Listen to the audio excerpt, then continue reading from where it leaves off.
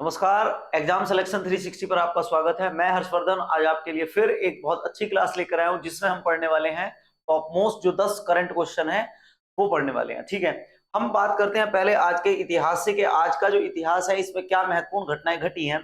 पहला हम अगर क्वेश्चन देखें तो 1856 में भारत के एक महान संत और समाज सुधारक जिनका नाम था श्री नारायण गुरु, उनका जन्म हुआ था।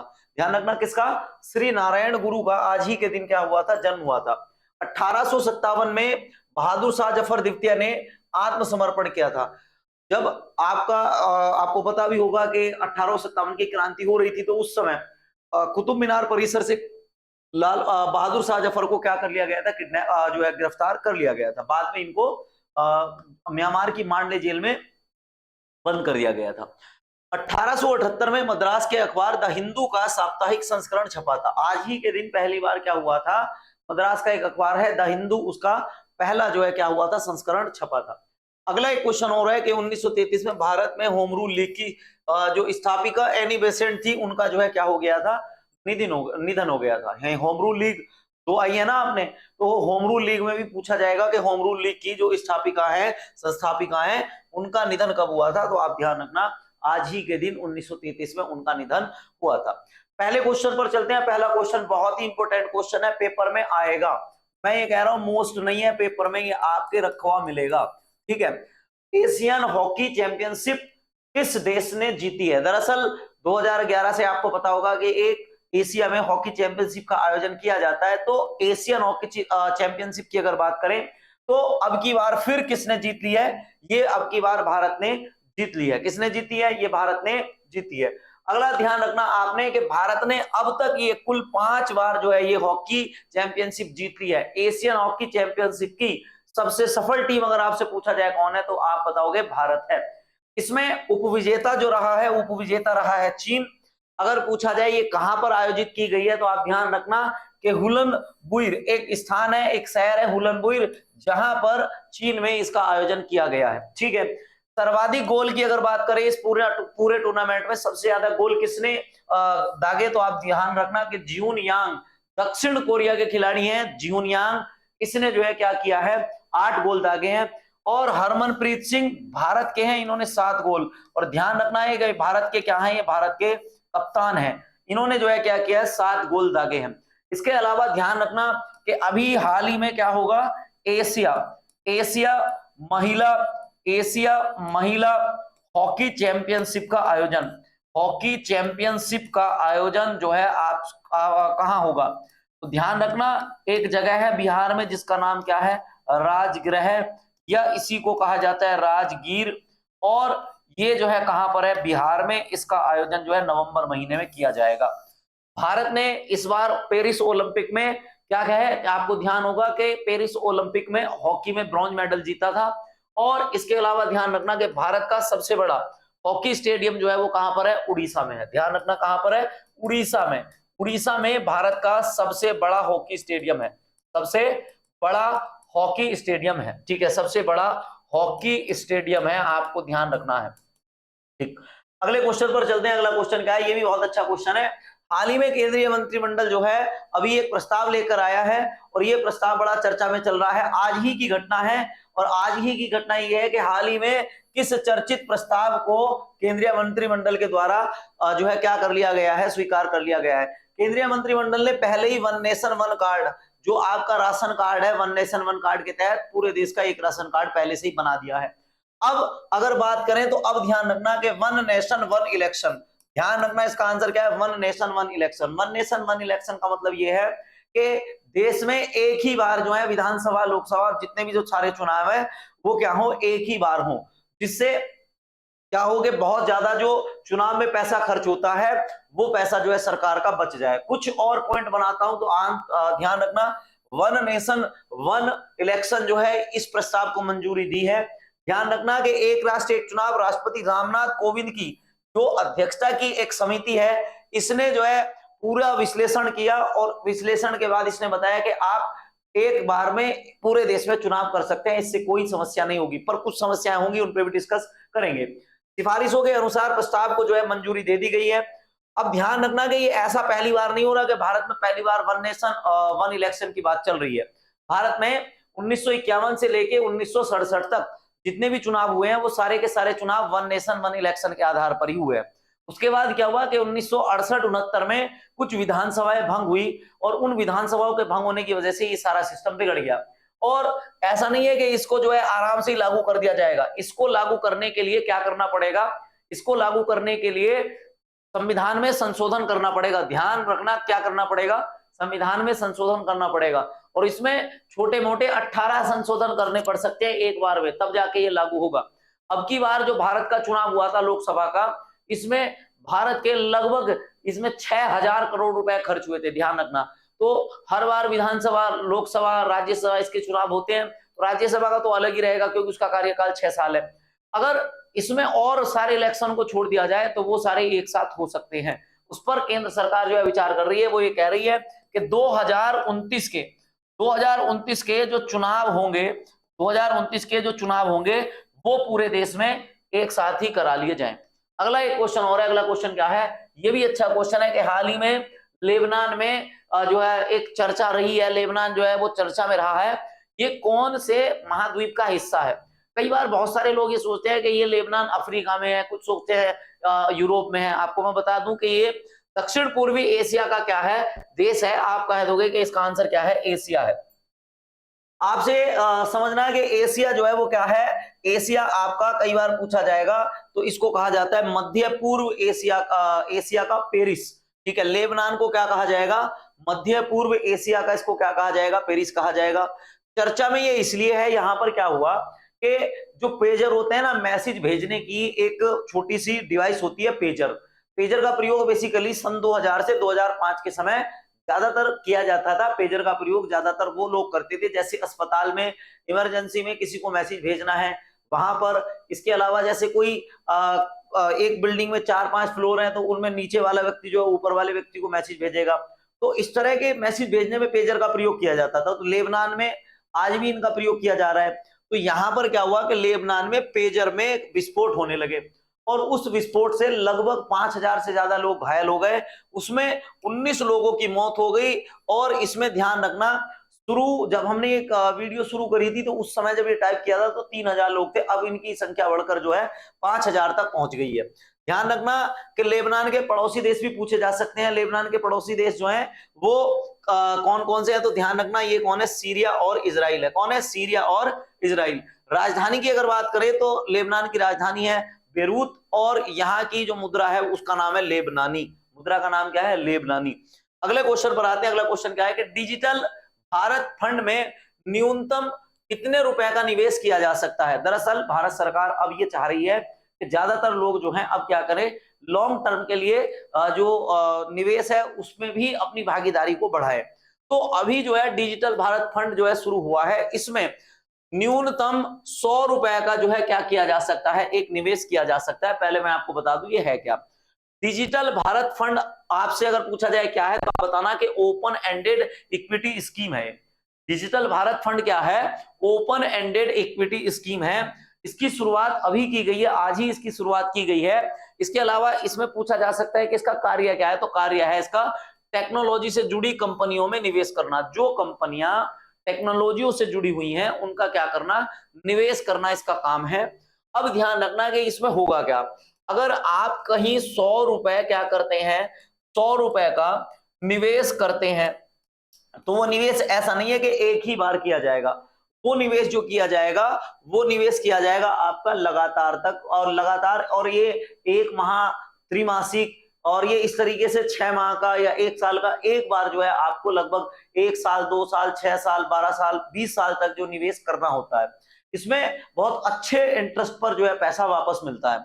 तो ये आपका डिजिटल भारत फंड है। इसमें ध्यान रखना कि म्यूचुअल फंड, और कई बार शब्द आता है म्यूचुअल फंड क्या है, एसआईपी क्या है, उसको भी समझ लो आप। तो म्यूचुअल फंड क्या होता है, स्टॉक, बॉन्ड और अन्य जो निवेश करने के लिए अपना पैसा जमा करने की जो सुविधा होती है। आप कोई बॉन्ड खरीद रहे हैं, आप कहीं और स्टॉक खरीद रहे हैं, उसको खरीद के अपने पास रखने की जो सुविधा है उसको क्या कहा जाता है, म्यूचुअल फंड कहा जाता है। एक शब्द एसआईपी हो रहा है। एसआईपी किसको कहा जाएगा, एसआईपी की अगर बात करें तो सिस्टमैटिक इन्वेस्टमेंट प्लान। एक इन्वेस्टमेंट प्लान का क्या सिस्टम होना चाहिए, वो होता है आपका एसआईपी। एसआईपी आपका कम से कम 1 माह का, उसके बाद ये होता है 3 माह का, उसके बाद ये होता है आपका 6 माह का। इस तरीके से एसआईपी आपका होता है। एसआईपी आपका क्या करता है, एक रेट निर्धारित करता है। मान लो आप 100 रुपए पर 3 महीने में जमा करते हैं, तो आप कोई 5 साल के लिए क्या करोगे, कोई एसआईपी खरीद रहे हो, तो हर 3 महीने में आपको वहां पर 100 रुपए जमा करने पड़ेंगे। ये एसआईपी का तरीका होता है। अगला है, हाल ही में कितने ग्रह उपग्रह के अध्ययन के लिए भारत सरकार ने मंजूरी दे दी है। दरअसल एक ग्रह और एक उपग्रह के अध्ययन के लिए क्या कर दिया है भारत सरकार ने, भारत सरकार ने मंजूरी दे दी है कि आप अब चंद्रमा का और किसका, चंद्रमा का और शुक्र जो ग्रह है जिसको वीनस कहते हैं, इसका अध्ययन कर सकते हैं। इसमें आप पूरी डिटेल में समझो क्या है। इसरो ने अभी तक जो है 3 बार चांद पर जाने का प्रयास किया है, जिसमें 2008 में हम जो है सफल रहे थे, 2019 में हम जो है सफल तो हो गए थे पर सही तरीके से लैंडिंग नहीं करा पाए थे। 2023 में हमने क्या किया था, एक सॉफ्ट लैंडिंग करा दी थी और चंद्रमा के दक्षिणी ध्रुव पर पहुंचने वाले हम दुनिया के पहले देश बन गए थे। इसमें आपको ध्यान रखना है कि अब जो इसरो है, अब इसरो ने ये कहा है कि वो अब जो है वो क्या कर रहे हैं, एक चंद्रयान 4 मिशन को भी क्या कर रहे हैं, लॉन्च कर रहे हैं। अब वो क्या करेंगे, आने वाले 2 साल में एक चंद्रयान 4 मिशन लॉन्च करेंगे। उसमें क्या होगा, उसमें ये होगा कि चांद के हम जो है क्या लेकर आएंगे, नमूने लेकर आएंगे, चांद के नमूने धरती पर हम लेकर आएंगे। इसके अलावा जो चांद पर भूकंप आ रहा है उस भूकंप का अध्ययन करेंगे, और इसके अलावा जो यहां पर शांत सागर है, वो शांत सागर किस तरीके से बना है इसका अध्ययन किया जाएगा। इसके अलावा वीनस की बात करते हैं, वीनस पर क्या होगा, तो जो वीनस पर ग्रह आपका जो सैटेलाइट भेजा जाएगा, उसमें वीनस के वायुमंडल का और उसकी सतह का क्या किया जाएगा, अध्ययन किया जाएगा। वीनस के बारे में आप ध्यान रखना कि इसे भोर का तारा या सबसे चमकीला तारा भी कहा जाता है। इसे क्या, भोर का तारा या सबसे चमकीला तारा भी कहा जाता है। वीनस की बात करना, वीनस को पृथ्वी की बहन भी कहा जाता है। क्या, पृथ्वी की बहन भी कहा जाता है, क्योंकि इसका आकार और ये इसका जो व्यवहार है वो पृथ्वी की तरह है। हाल ही में चर्चा में रहा सिंधु नदी जल समझौता कब हुआ था। दरअसल भारत और पाकिस्तान के बीच सिंधु नदी जल समझौते को लेकर लगातार पत्राचार हो रहे हैं। तो ये पूछा जा रहा है कि ये चर्चा में रहा सिंधु नदी जल समझौता कब हुआ था, तो आंसर आ जाएगा ये हुआ था 1960 में। ध्यान रखना इसमें 1960 है। सिंधु नदी का जो चर्चा का विषय ये है कि भारत ने ये कहा है कि 1960 का और इस समय का जो अगर परिदृश्य देखा जाए, भारत और पाकिस्तान दोनों का बदल चुका है। इसमें क्या है, इसमें 6 नदियां हैं, रावी, ब्यास, सतलुज, सिंधु, झेलम, चेनाब। इसको आप ऐसे याद रख लेना, ऐसे शॉर्ट फॉर्म में, कि सांझ की चाय, सांझ की चाय रवि के साथ। इससे आप सारी की सारी नदियां, क्रम और सारी की सारी जो योजनाएं आप और ये समझौता सब याद कर लोगे। देखो, सह से आपका हो जाएगा, सह से हो जाएगा आपका सिंधु, और झ से हो जाएगा आपका क्या, झेलम, झ से हो जाएगा आपका झेलम, च से हो जाएगा आपका चेनाब, और र से हो जाएगा आपका रावी, वी से हो जाएगा आपका व्यास, और स से हो जाएगा आपका सतलुज, स से हो जाएगा आपका सतलुज। तो ये आपका क्या है, नदियों का क्रम है। तो ये जो ऊपर वाली जो ये नदियां हैं, इनका 80% पानी जो है वो तो यूज करता है पाकिस्तान, और जो रावी, व्यास, सतलुज है, इन नदियों का जो 80% पानी है वो यूज करता है भारत।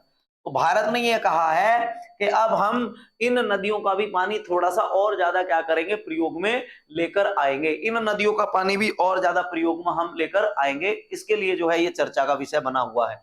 ध्यान रखना कि सिंधु नदी का जो जल समझौता है ये आपका किसके द्वारा करवाया गया था, भारत और पाकिस्तान के बीच विश्व बैंक द्वारा करवाया गया था। किसके द्वारा करवाया गया था, विश्व बैंक द्वारा करवाया गया था। अगला क्वेश्चन है, नरेंद्र मोदी क्वाड सम्मेलन में हिस्सा लेने किस देश में जाएंगे। ठीक है, तो अगर ये पूछा जाए ये किस देश में जाएंगे, तो आंसर है अभी आपका यूएस से। नरेंद्र मोदी क्या करेंगे, आने वाले 2-3 दिन में क्या करने वाले हैं, अमेरिका की यात्रा करने वाले हैं, और वहां पर जापान के, भारत के, ऑस्ट्रेलिया के और अमेरिका के जो देश प्रमुख है वो क्या होंगे, हिस्सा वहां पर लेंगे। ध्यान रखना, तो ये यात्रा आपकी कब से कब तक है, 21 से 23 सितंबर तक है।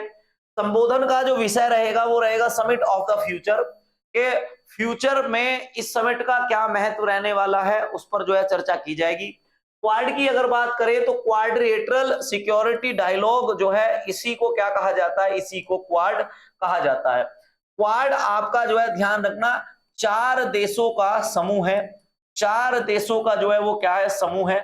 और इसका निर्माण किया गया था चीन की जो शक्तियां बढ़ रही हैं उनको सीमित करने के लिए।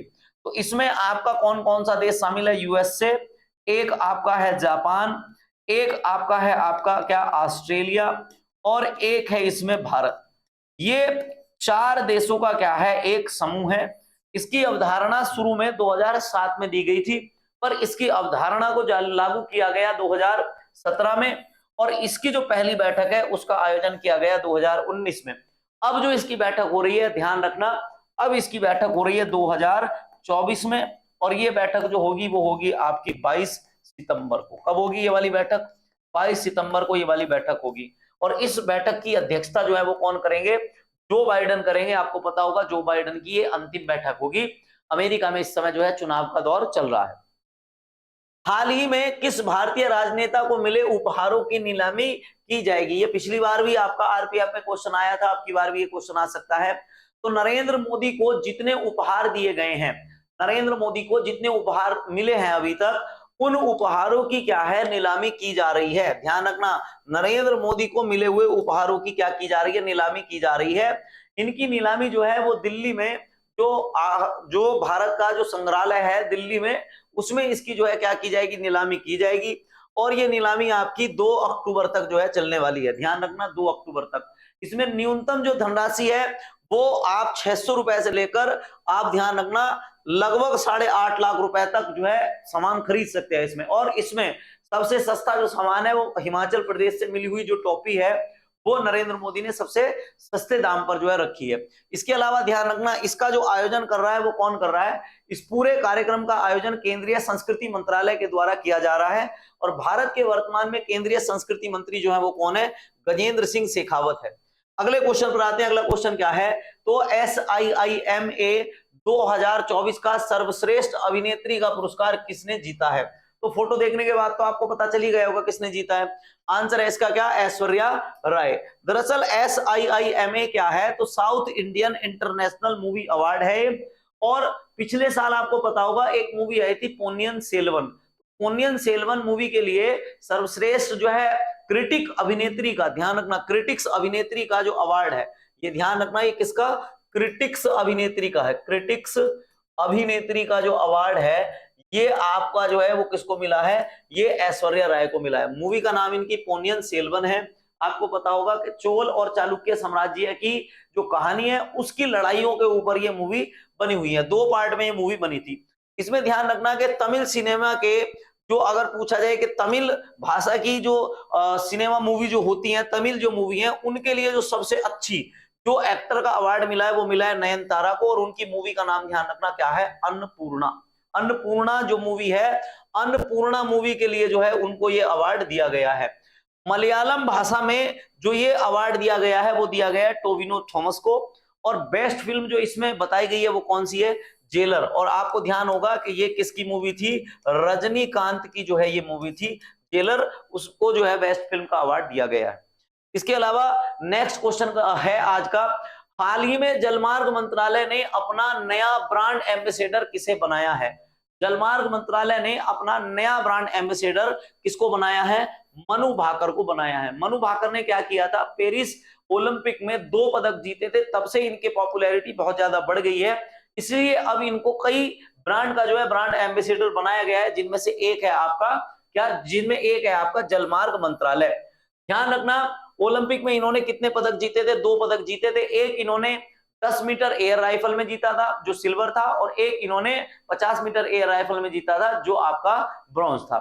इसके अलावा आपको ध्यान रखना है कि भारत का सबसे लंबा नेशनल वाटर जो आपका रूट है उसका नाम क्या है, उसका नाम है NW1। क्या है, NW1। ये भारत का सबसे लंबा जलमार्ग है। और ध्यान रखना, इस बार थोड़ा कंफ्यूजन वाला हो सकता है कि पिछली बार तुम 10 साल से एक ही चीज को पढ़ते हुए आ रहे हो, जलमार्ग मंत्री कौन है आपके, तो नितिन गडकरी नहीं है, अब जो है चेंज हो गए, अब जलमार्ग मंत्री कौन है आपके, सर्बानंद सोनोवाल है। तो आज के जो टॉप मोस्ट जो 10 क्वेश्चन है उसको हमने डिस्कस किया है। मिलते हैं फिर नई क्लास में, जिसमें हम और अच्छी तरीके से जो है और अच्छे क्वेश्चन लेकर आएंगे। यहां तक आपने वीडियो देखी, आपका बहुत बहुत धन्यवाद। एग्जाम सिलेक्शन 360 को लाइक, सब्सक्राइब और शेयर करें।